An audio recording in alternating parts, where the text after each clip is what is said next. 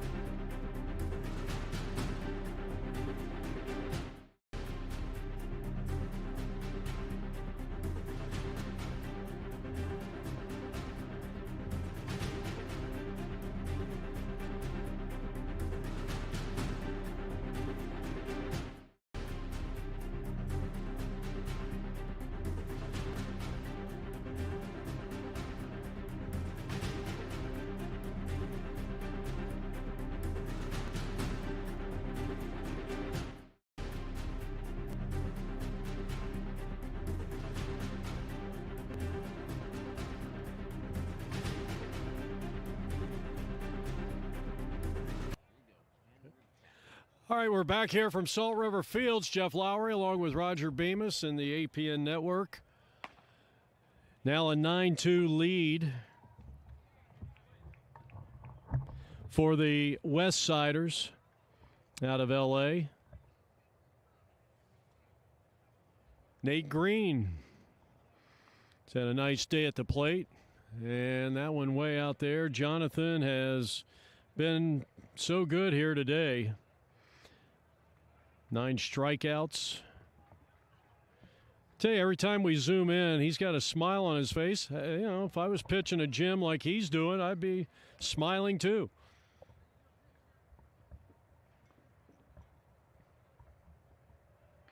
Green has singled, he has doubled in 2 tries. Fastball too far inside, 3-0. He's still throwing pretty hard. Definitely 80, probably 80 miles an hour-ish plus. That's a strike. That's a get-me-over strike. And it's 3 balls and 1 strike on Green, who bats here in the top of the 8th inning, leading off. And he got under that one, skies it down the line. Could be trouble, and this ball will be caught. Well, that was a fine running catch out there, a la Roberto Clemente. So 1 up and 1 down for the Pirates here in the top of the 8th inning.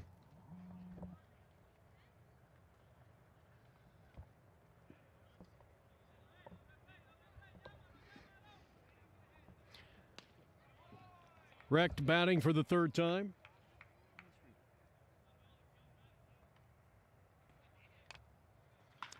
And he chops one down to 3rd, gobbled up there nicely, and the quick throw. He had to rush it because the runner, possessing so much speed, was getting down the line, and I know they're going to call that an error, but I'll tell you, the outstanding speed of Recht forced the error. And now Josh Lento, the catcher, batting. And now we're going to get a meeting of the minds at the pitcher's mound. We'll see what happens here. We'll take a quick timeout on the microphone with the score 9-2 West Side.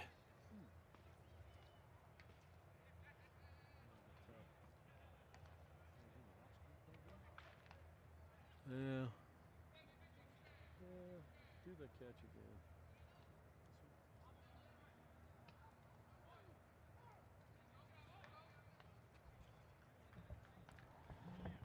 Well, the day is over for Jonathan, and he certainly pitched a gem. So we got a new pitcher coming in.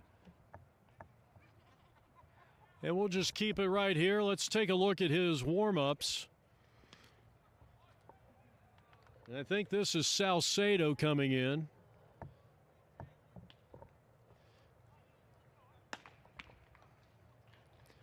So Salcedo coming in here with 1 out. In the top of the 8th inning, his team up 9-2.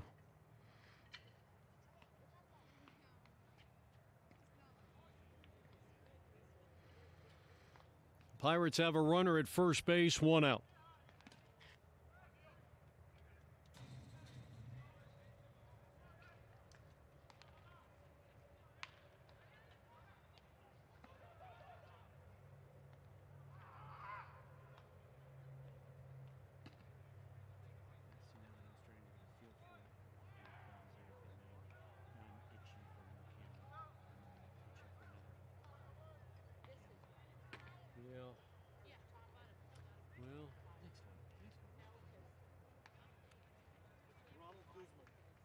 Guzman. Thank you. All right, Ronald Guzman is going to be the new pitcher. So, again, I stand corrected.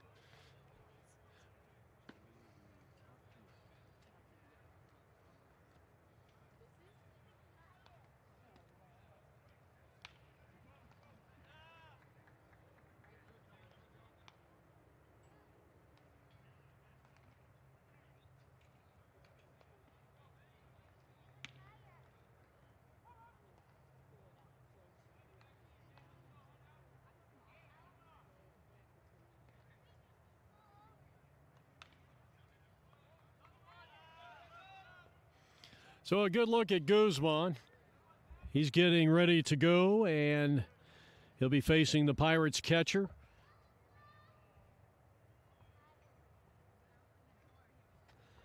So here's Josh Lento. And the first pitch is inside for ball one. Pirates could use some runs here. They trail by 7. We're in the top of the 8th inning. 9 strikeouts for West Side pitching and 2-0.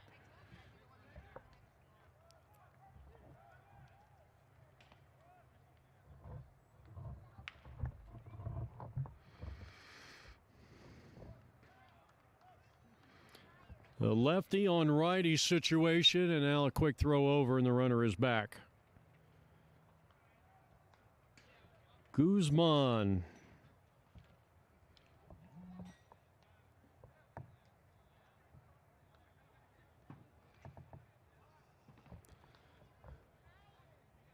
Infield pretty much a double play depth. That's off the plate. And now 3-0.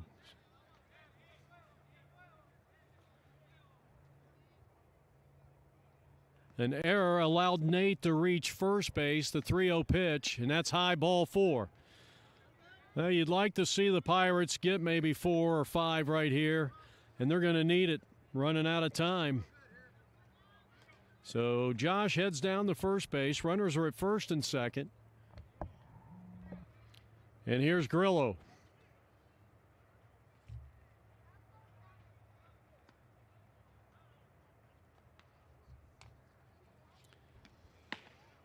Andrew takes a fastball, and all 5 pitches by Guzman have been out of the strike zone. 1 ball and no strikes.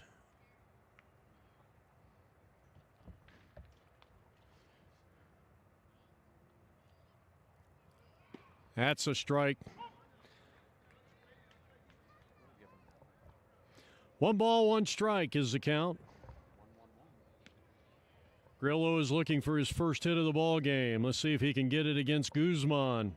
The 1-1 pitch. Low. 2 balls and 1 strike, and a good eye by Grillo.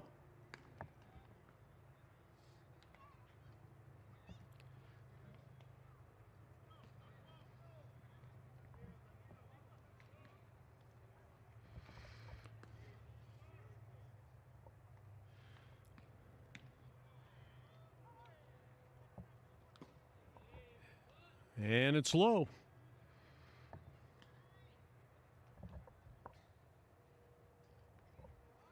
Two balls and 1 strike on the right-handed hitting Grillo, Andrew Grillo. Actually, it is 3-1. And now the pitch. And that's high, ball 4. Well, an error and 2 walks, and that's how you get back into a ball game. But the Pirates need a big hit somewhere along the line, and maybe this is the guy to do it. And Campbell, who scored the game's first run all the way back in the first inning.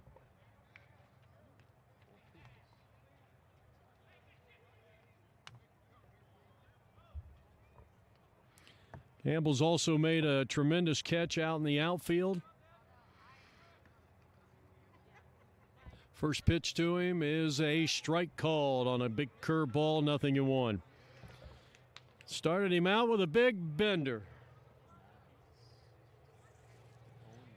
That was a beautiful pitch. No balls and 1 strike. Lefty versus lefty. Tried to do it again, but left it high, and it's 1-1. So the bases are loaded, filled with Pirates. Pirates need a big hit.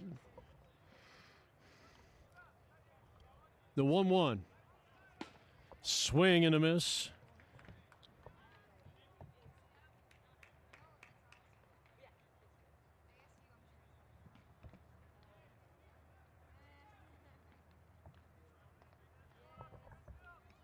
So 1-2 is the count on Campbell.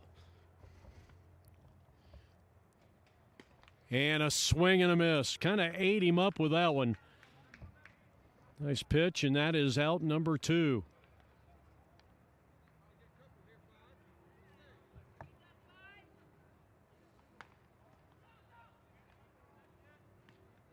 A nice shot of Guzman. He's got a nice smile. Happy to get the strikeout after walking a couple of guys. 2 out. Curveball in there to Lento. This is Kyle Lento, the second baseman, and he's down 0-1. Yeah, Guzman is finding his groove, apparently. Boy, he had a little extra mustard on that one, but left it outside. 1-1.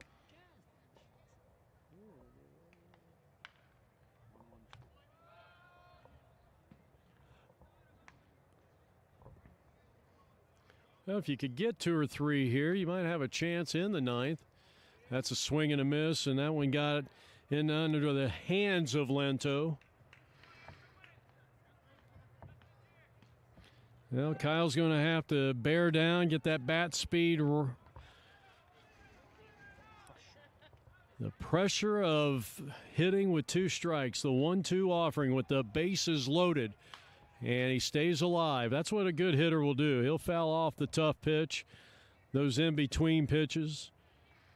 Lento looks like he might be suffering from a bit of a lower back strain or some stiffness.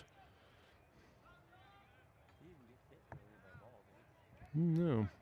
1-2 pitch here in the top of the 8th inning. Outside. 2 balls, 2 strikes with 2 outs.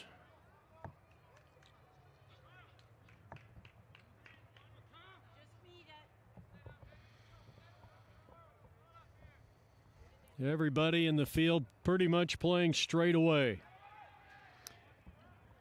And a big 2-strike pitch, and Lento drills it out of play.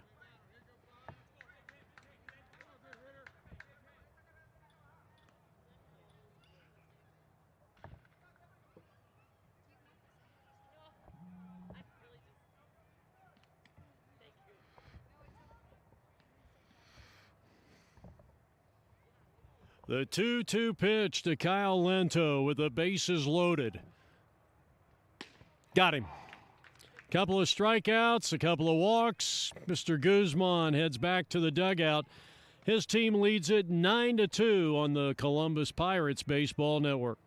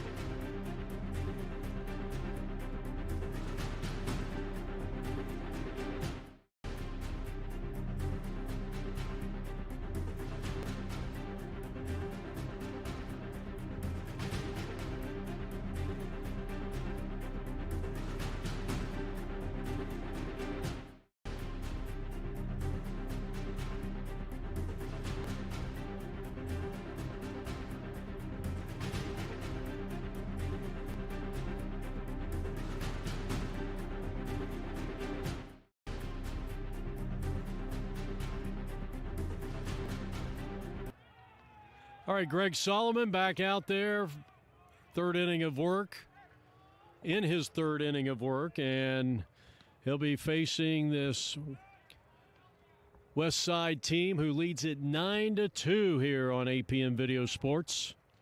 And our live broadcast from Salt River Fields at Talking Stick. 2 balls and no strikes. Swung on and a long, prodigious shot hit out of here, but way foul.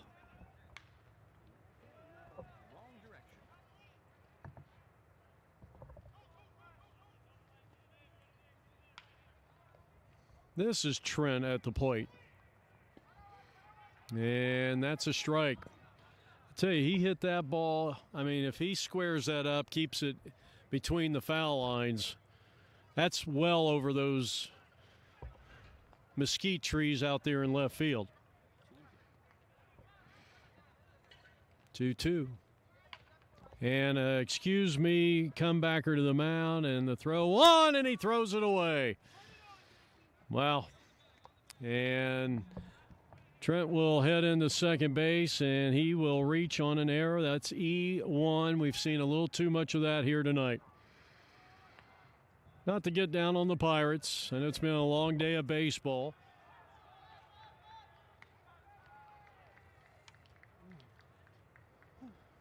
A lot of times, and you'll see it with the older guys especially, and I've been filming a lot in the 50s and in the maybe the 60s. I can't remember now, 50, 55. Every time there's a comebacker, a lot of those guys, they'll take that little step, maybe a little hop step towards, the base that you're throwing. And that time Solomon just, well, you know what? He just, I don't know if he threw off his back foot or what, but he would love to have that one back. So here's Rodriguez. He nearly hit one out of here. He's had a couple of RBIs in this ball game as he bats with a runner at second base and nobody out. We are coming up on that 3-hour time limit. We're 10 minutes away, unless they go with the original start time, which was 5:15 pitch. That's out of play. I'll tell you what, this guy does not get cheated at home plate. He swings like he's chopping down a sequoia.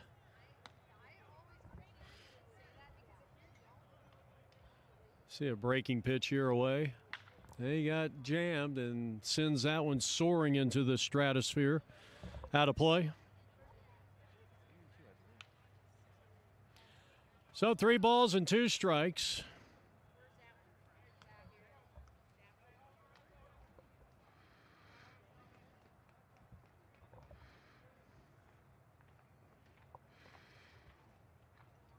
Here's the pitch. And now it's 3-2. Payoff pitch coming up. You got a base open. Nobody out. We're in the bottom of the 8th inning. Rodriguez has the ability to foul pitches off. We've seen it. And now time is called.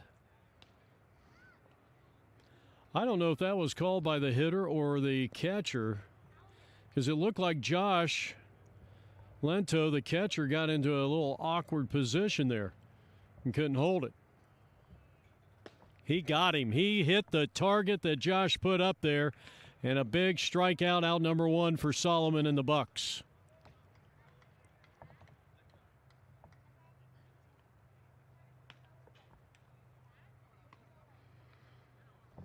Now the cleanup hitter for the 5th time. Thomas, strikeout victim his last time up. And he'll bat with a runner at second base, 1 out, and a 9-2 lead for L.A. Change up and a good one in there for a strike. 0-1.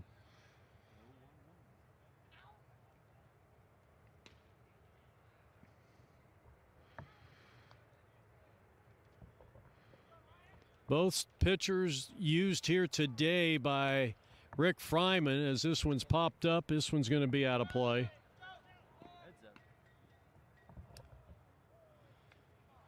have had command issues, no doubt. When they say walks will haunt, they can just watch this game.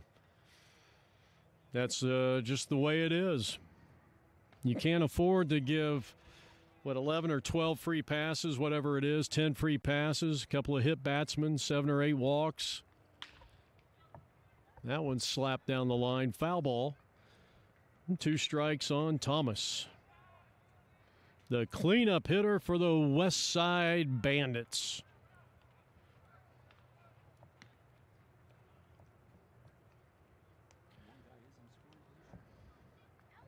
Runner at second base with 1 out. Well, Jonathan was the big guy. Did a great job pitching. And another foul ball out of play. And we have now, have we reached 8:15?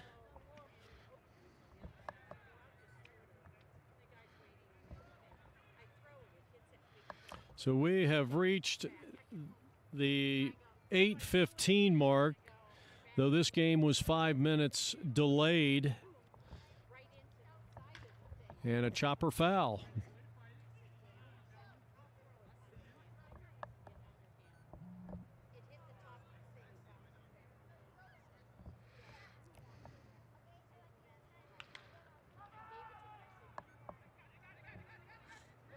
Now, you can't start a new inning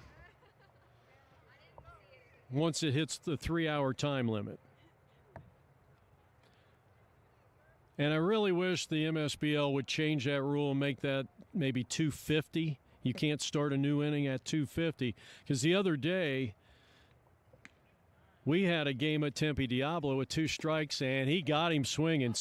Second time, he has gone down on strikes, and there's 2 down here in the bottom of the 8th inning. We were doing a game, and it was like a 4:30 game at Tempe Diablo. But the game before, and it was like a 70 or 73 and over, one of those.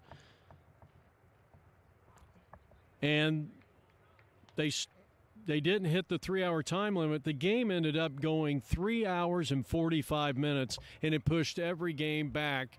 I mean, way back. That's a strike. This is Martin batting for the 4th time. I mean, I don't mind you playing 3 hours, but to play 3:45, and it just throws everything off.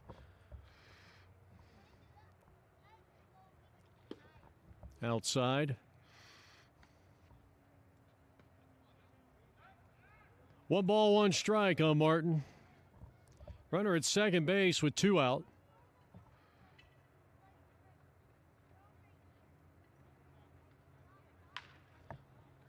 And he squibs that one down the line, but foul.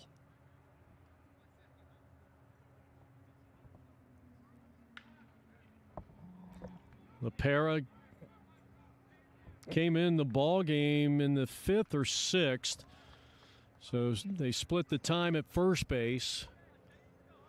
Runner at second with 2 out. Pirates down 9-2. We're in the bottom of the 8th inning, and the pitch. And a line drive, base hit center field. Here comes the center fielder up with the ball. Here comes a throw to the plate, and it's not in time. That makes it 10-2.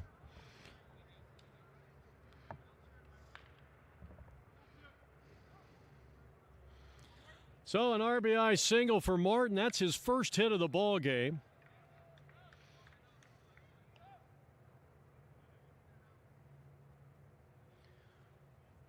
Well, West Side has scored in every inning except for 1. So you got to tip your cap to them. First pitch outside, ball 1 to Allen.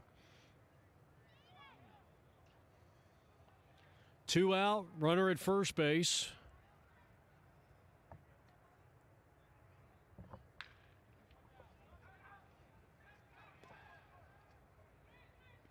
That one bounces up there, and look at Lento, still a gamer. He may need to go sit in the jacuzzi. Of course, it's probably going to be closed by the time they get back to the hotel. Or do they have a house? They have a house, and I'm sure it has a jacuzzi. Well, they are coming off the field, and I think we have hit the 3-hour time limit, and the ball game is over. Unfortunately for Columbus, they are on the wrong side of a 10-2 ledger. And Mr. Jonathan on the other side, the winning pitcher.